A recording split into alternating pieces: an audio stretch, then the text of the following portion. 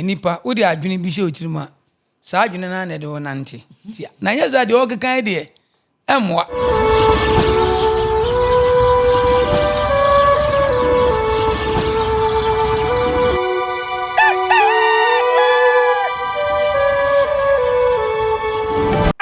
ene ye kwakopie mu ewo Kumasi High Court awawasem bi asi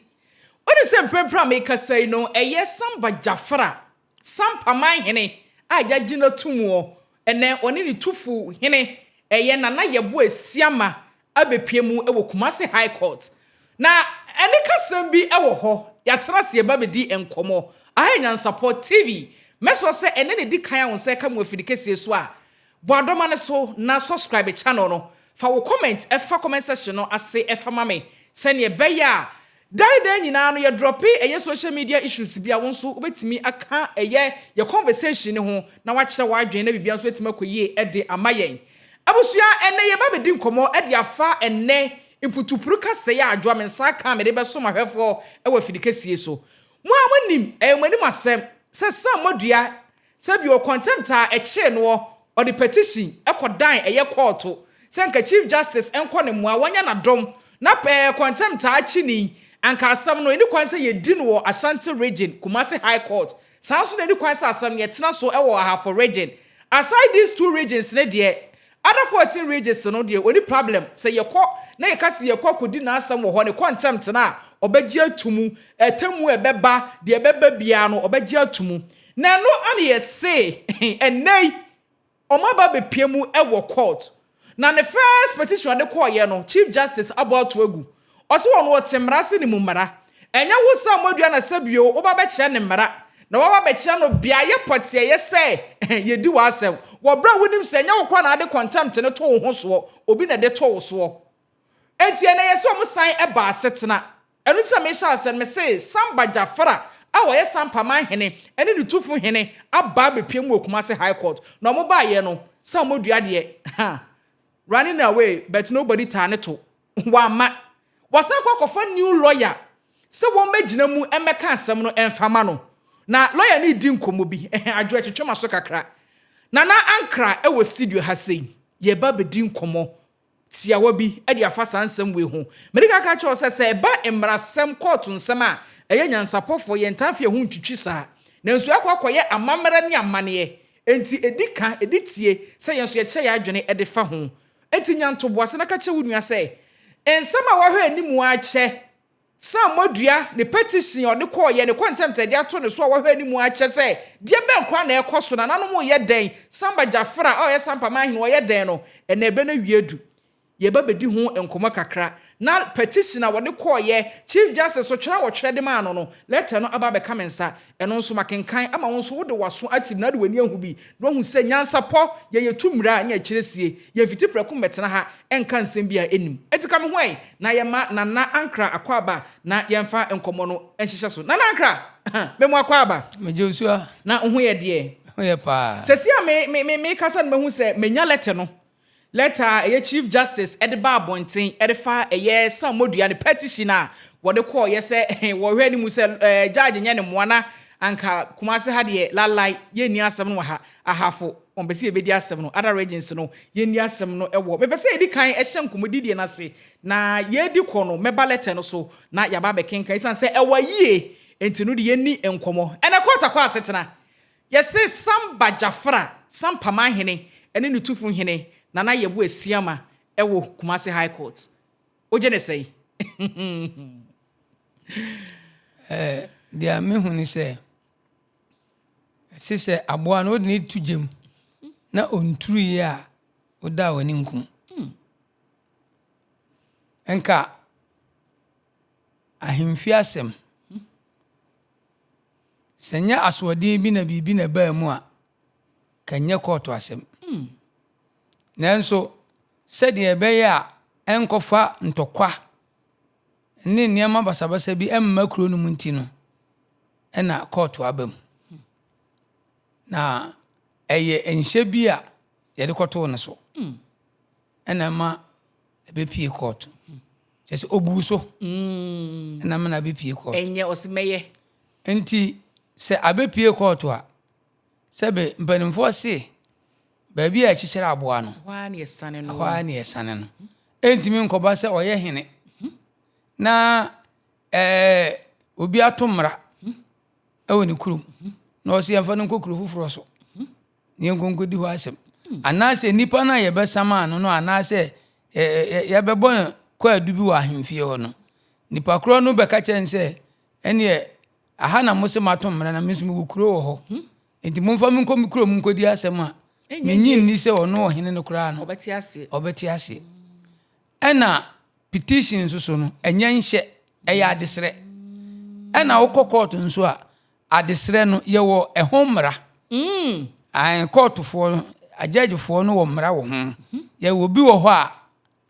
emra no betimi ama kwan ebi nso wo ho a emra no ma kwan a enye ni nyina akuta ajajefo na omudi asem no eti wontimi mfiri upem enkoka se asem na ye de me aba no me pese mo yi free ha ne botan ne sen wo so ompe asantimem ba bia wanso wo so ompe ene na daachi bia no jise na yi free Ashanti region nyina na bia ye de ko bia Burkina ebe yesa se ne ono na se enkodi asem no afa ho ka ska aluprenka oni de nyina no de ko ajaji fo aduane o bedie ba ye bebi o mo beye ye nye ne sa enu nti na duru ba bia enipa so hu se ade a wo ye no enya na watwa so ebise mpanimfo se kotodwudwan esosene nantwie mu a enti unu nu ya ade na hu se ade no ede nsem bebre beba na wa wo ya ade no utimi se fa ba bi no ade na wo ye no nye ne mra no nye ne kwan no a ese utwa so utwa so oni nipa na beka abom mamunya mabaye baako ne koba se ena sei echina sei ena sei echina sei sese o lawyer dada wa mfa lawyer no anye de ansa mo wasa akofa lawyer foforo na sebe akore obewuo no onim se yabosuma atunuko mu nana kampanyi sem kasafa akore obewuo no ye mosuma atunuko wo ye nden ya de obewu ena asem no so ono antena se no nhwe se emwa na ontwa so na nye tietie akodi court nsem no se what mi san ka se ontwa so so obetumi akọ am ye yi asem no ne mo ahwe ne asiesie na asomdwe na ba bi ode kọ se na echana so obesan kofa lawyer foforo na lawyer foforo no se ye omo ye ni delay taxes as ye bo delay bi na sebi mpanifo kaka sebi yesi sebi abu sebi so otwotwo aikunu beebi a edawa ankasa wo ba bi achi so tiase enti saa niema na ekon emwa on se oman da ho a oman pasum bi enkoso ni mpuntu ena sebi abu sebi so nya wo ye hene nko ena betima aboa wo man bebre nim saa de no se wonya hene mpo wonya MP wonya DC wonya MDC na se so obeboa wo man a se wotime boa man na animonyam ewo mu kura chen omo tete sa nkonwa na so nkura sa atumi no enti sebe enye tumidie nko a na onya utimidie bibi masabi yebo wudin etimidie nka obetimase a ontwa so na one nananom atena nkonwa na ewo ho no enhwe na omo nka ebise sebe yese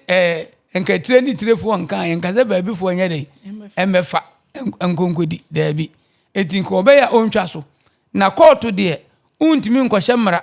emfa ma court se asem no ompese ebedina santimama na ampese ebedina wo na kosi enkosi koda sese yen den na de be nkwa na beba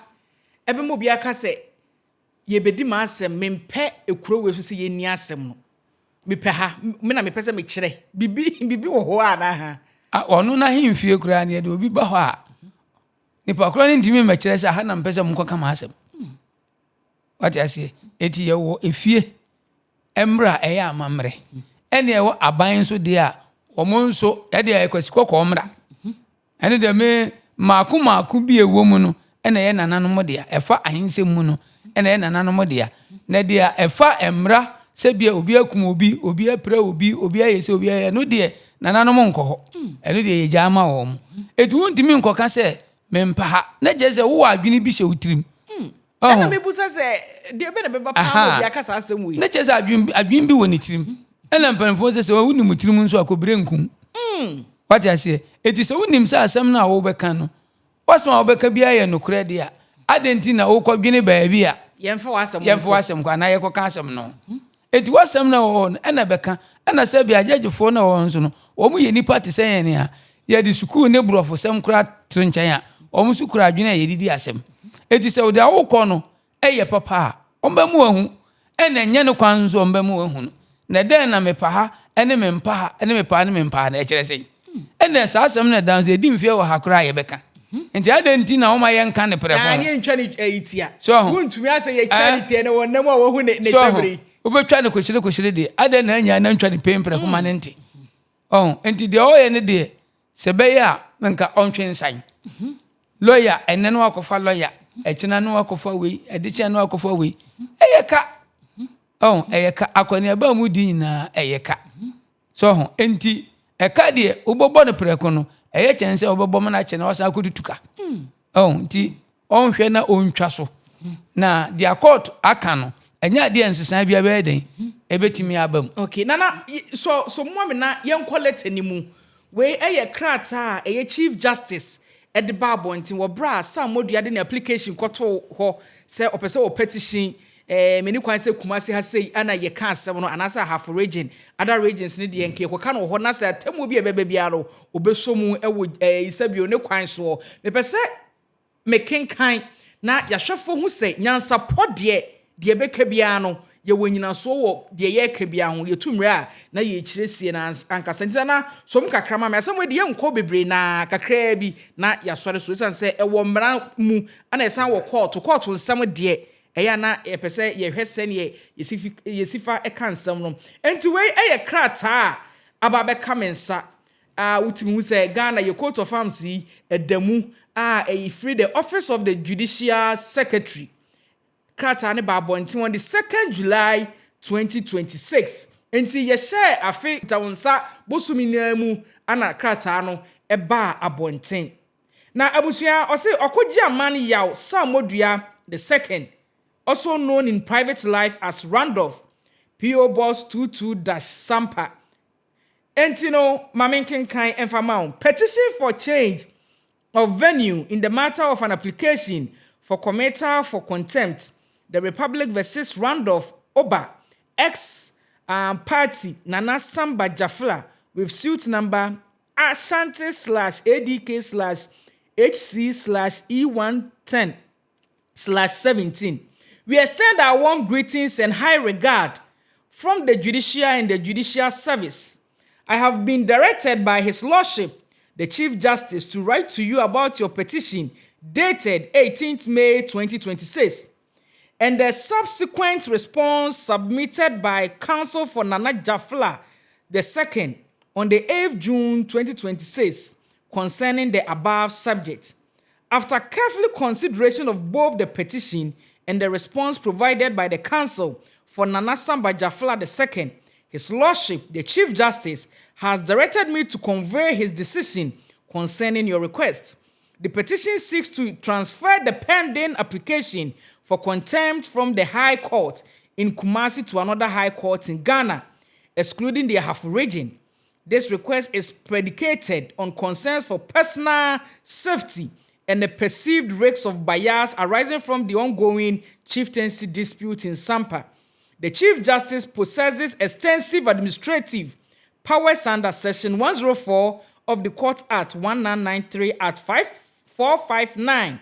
which grant the authority to transfer cases at any stage of proceedings. Such transfers may occur at the initiative of the Chief Justice or upon formal application by any party involved. However, the exercise of this discretion is contingent upon the establishment of compelling grounds. Persuaded to Order 3 of the High Court, Civil Procedure Rules 2004, CI 47, action should ordinarily be instituted and determined within the jurisdiction where the cause of the action arose or where the defendant resides. The current venue in Kumasi corresponds with the procedural provision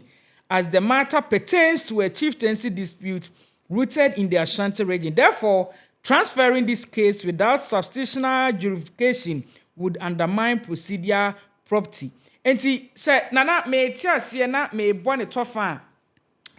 Ono e pa che say e bi wa ha say abusia mo fan chame na me to so. Was say the current venue in Kumasi correspond with these procedural provisions as the matter pertains to a chieftaincy dispute rooted in the Ashanti region. Therefore, transferring this case without substantial justification would undermine procedural property. The concerns rise in your petition regarding the livelihood of bias or threat to personal safety have been substantiational with compelling evidence. The response from the counsel for Samba II, supported by video footage and photograph, indicates that you have previously participated in court proceeding without any documented threat or incident of harm. It is considered that the allegation of bias appears to stem more from personal perceptions rather than objective evidence. Furthermore, the Chief Justice must also consider the implication of transferring cases in terms of judicial efficiency and workload management. It has been determined that the current court possesses the requisite resources and expertise to adjust this matter effectively, thereby avoiding unnecessary delays or complications that could rise from a transfer. The petition also fails to present substantive evidence warranting a transfer. While allegations of threat and animosity are serious, they do not constitute sufficient grounds when weighed against the integrity of the judicial process and the statutory right of the parties involved. In view of the foregoing consideration and the absence of compelling justification for the requested transfer, His Lordship, the Chief Justice, has concluded that there exists no substantive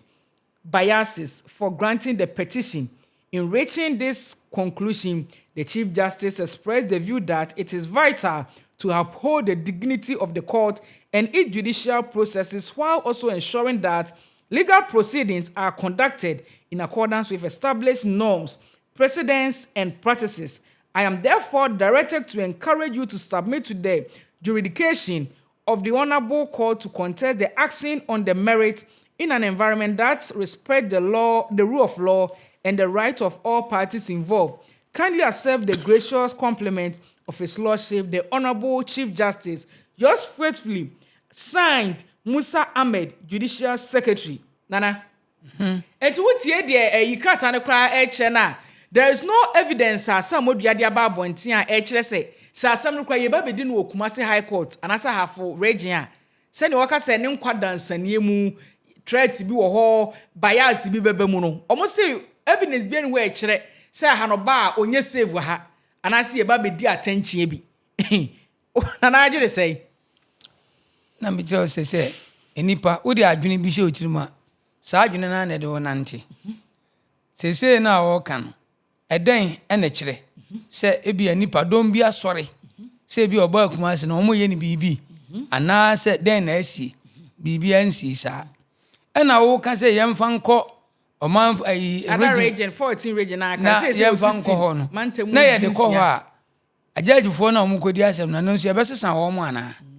I'm poor and I know one state. Say, me pay judge way, me pay judge way, me pay lawyer way, me pay lawyer way, and also what can I say? And Hanama, who said, you can use and all. If there's also a fan called there, and you free Ashanti, and farm my also, the fan called by for there. And yes, all to make us say, I judge for no more in answer. Members of movie, I bet Ebedi, and also young for judge in free Burkina said, what can I name for Mumra? And there are small can and toss and so be a what I say. And now, as somebody, me say, what's more that Jauko form? Over no be a common. Swinning. What I say. So what's some more than quadia? Judge in show and him say, we on the town funty. Over well for. Not you different with Buanabim, and Yano correct. It want to turn near my ye. Na omra. That's as some of our dear Omedi. So Medin so on fire to and see, sir, and sin an anum biso. Na seven, yen chum, tie na nyeza de okekan de emwa evse ye be sori ane sa we me ntwa wano me kan krata no say ka say de enti kro kasa no yi chieftaincy dispute because was Sampa sa wote sa brofra me kan na me busa say what is say Sampa ho ni ye twitwa obiti esa ahene bi nti ahene de se mo de besi asie awie am yesi wo hene awie enti de na ekoso bi ana se Sampa fo na ebo no ende krata no so anche enti de o kan no de ento asomu sa ontimi nkoka nkyere sebe o papa se ayi aduhane a o maame ye ne da bia no de o papa pe no ontimi nkoka nkyere o maame se mi papa se opewe na ye menzu mi pewe nti ye de ameme pe ne ja papa de o ma ko homa o debi what you say enti court asem no ye wo se de yesifa ne ka eti se ye de nipa no kokko de wo kokko to kura ti sa ahemfie se ofise ni utimi ni nipa ni asem a okosama anu nkopi so na de adwato akọ na asem no ye yia mom na bia ohene no kura asem ko dunu no atimi yi nipa mom se mumfa nkofi na munkohwe ne nsie munsiesie ne kama what you say eno na chese ukuta adwene a opese odi ye bibi wonu hu ye hu se na pese asomdwe nso ye de eba na wo ko kire se ye nka ne ha ye mfa nkọ ha ene ye se di a ene na o se judge nso ye sesa wo mu nyina krata no kra ye tworo so no kra no ayi nsem no wo so no se ye fufu ase ye kofa kokko edeba ye tworo no so ne sesa nkrata ni nyina david o kan de enya ne kwan no enti onhunu se asema America no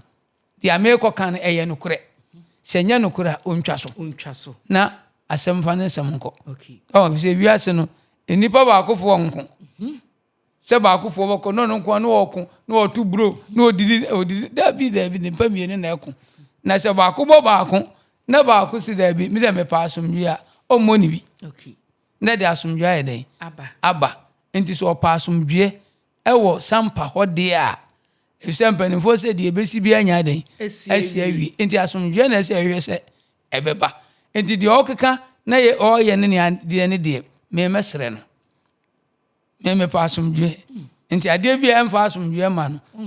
me ni nye ho enti mesre yewura se omomodin a na sa asemu wi ontwa so o sesa lawyer o sesa we na mempa ha kumase sebe enye nananom wa himfie ena ekọ akotena court ho akodi asem no ena waka se bias ebebam enye nananom na ekodi asem na wo aban nsem enti aban na ekodi asem enti so wokofa ahinsem bewura mu se ahinsem bi koso enti ebema ntanchi a na se bibia abam dia na ya adwen bi ewo wutrim so enti ko ne ko kan wa asem so ofise ontimi nko kan wa asem no so a hwe na asem no yenyim firi ho ne meye na somdwe na obi anya nfa ahodi na dia wo keka ne de eno de sebe akura okasa asem we che na akura beka na asem we de menyi ni se be den ebeye na enye ye nso so enti ebesere se on tono bo ase na bibia enkoda asomdwe mu na sebe me de bia me ka se obu ho a nyame bo hene eso no ntia konwa so what I say nipa bebre nyame abo ma hemfo patom ntia konwa so enti onhunu na onu kra mpo de anya bibi mpo no watena so bi pan what I say na onhunu se asomdwe nti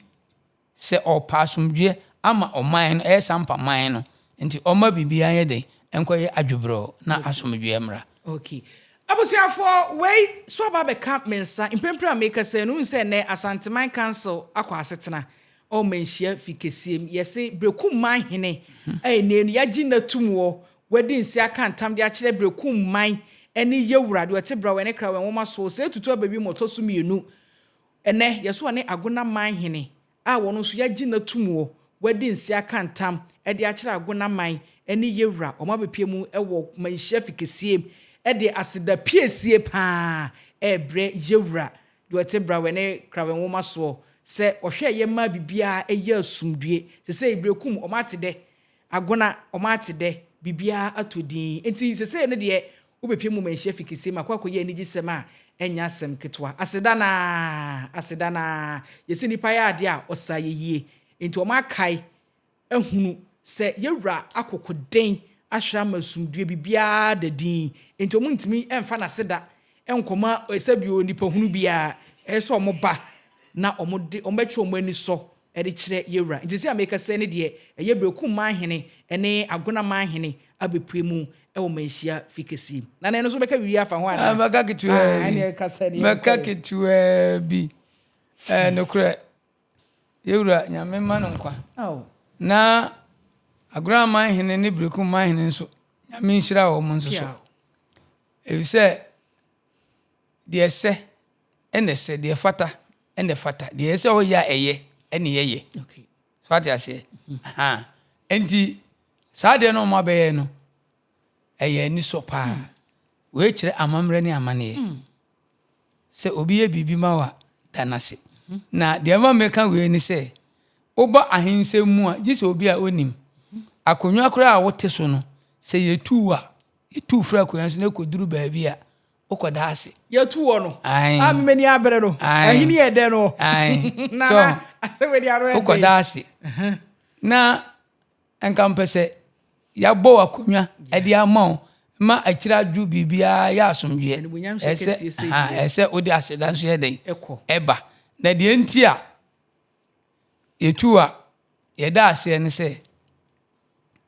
yenya tu fra akonwa no so a akonwa no na wafom anani oni ye bi na ama yetu afra akonwa no abusua a wodamu akonwa ne damu no umfrim woda so abusua no ena bi kura no a na bibi nti na koba asa nti se oto obo ase etoto ne ema yi a eduru ba bi a sa de akonwa no ma ana bi kura yesa gba akonwa foforo edema na se okoda ase a na fekuo na awo mu no ye yu de wa hye fekuo no fo no ebinsa na omono odi nkomo etufo se de be ya wabra bonye de ensei enkoye basabasa. Okay. So that's de bia no ubu hu se sebi watena konwa so pen. So na sebi oni ye bi ena ankoyi ena ma ne basa. Enti umu hu abomfia enko nonom nsa basabasa enkoye ne ma basabasa enkogina ba bi nkokon basabasa. So ubu hu se woda so da adihie abusuam akonwa ye den eda so da ofie. So enti akamfo no ade bia yeye bia no ye wase kire ye woni enti a ema yeye enti the American say yewura ye dana se pia na nanom nso omo ba ye nso omo nso ye da o mase pia nanankra ana wote ne nka no aha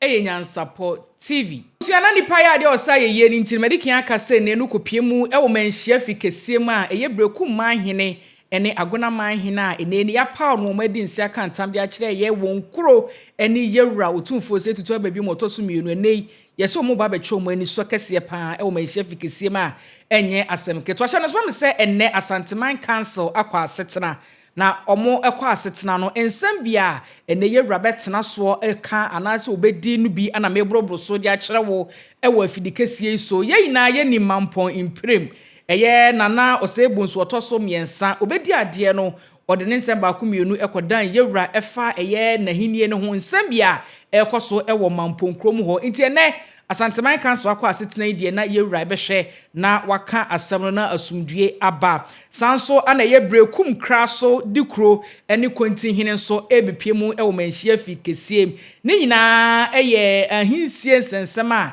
ekoso ewo brekum obe na obete na yese press conference bi koso ene kontinhene ekasa ene odikro ekasa ne nyina eye brekum manhene eye dia yedi no edi ade ene nsembia ngomususu so omonte ho ase no woni se yewrade wabue napono ede ama obia oyo obi a onya kekakeka ewo nsem bi ho asamba wonya ntoboase ede na so toto fom de nani ehwe niema no na wafre na beebia ese ode asem ne to no wode ato ama sundue abanti se no kopie mu ewo manhia fikesie ma eye brekum kraso dikro ene kontinhene so nsensem no ebekoso ewo enei Asanteman Council nhyemudi a omu edi ewo menhia fikese sanso ana yedua ya nkwanta nkonwa nsensem nso ekwa akopie mu ewo Asanteman Council no mu nhia mudie yi ase yewre ba behwe na waka ama asumdue aba wo bra na natromu ewu ye ne na enim se mfie no ekwa anim yi ankasa so ebesi ne yenye hu odi adini de ye bede no ebesi eye dua ya nkwanta koi so se ombedi nsenkantam emfa nkyere eye yewra enti ene yewra ekwa asetana se Asanteman Council ekwa asetana na hu behia se dua ya nkwanta eda yewra akoma so na won pese basabasa ye pinche mentem ho ase bekoso ho de ene na hu behia se nei obefre asem no so na bebia esem no esefata se ye de to ema asumdue ba no wahwe aka na bibia so akoyie sanso ana ye ahafukanya ase number 2 nkonya nsensem so ene yewra ebetena se na waka na bibia so akoyie ede ama yen na de atwato a eye anigisem ene se enei nhyamude ne nyina enkwa awieye no anigisem a ebe ba ene wo manhia fikesem nyina ne se bra setena no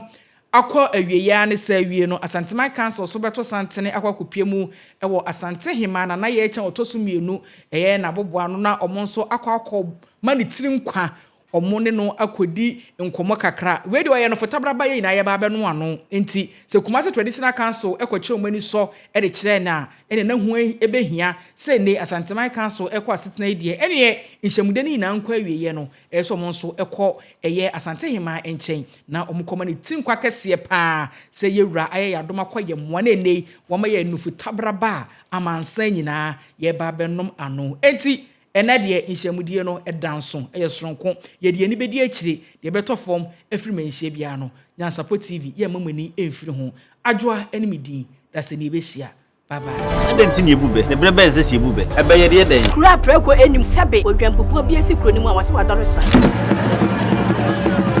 tanyini wontena fie ema aseduamfo blani pie frimantam behin se pin enye nkwandewa na yesotro no wa ansa na odi asebe fita na no makode ebrensi am wa otua ne nsem mojabumo nim hu duanani wie klaman wo ye sofo okra wo nye ye bi tontonte ye no nsa na ye fa Nyansapo abone ntakra na mane yekese na ntakra abone die fanyinam kwatere kwa wada woro ma ntoma ye fe ni din de sei ni din de Obama akola wa no so pese otrimu osuma ense bratam se fanfam ne honhon hia na America sa sabe ka ya twa ni mu nyame nai ebu afa so enye de ya twa ni mu twa nyame se bedi akone be kwen bodi atwede na se kofi nro ni ya aben ntima nyina ni mu ampata na wo yade ya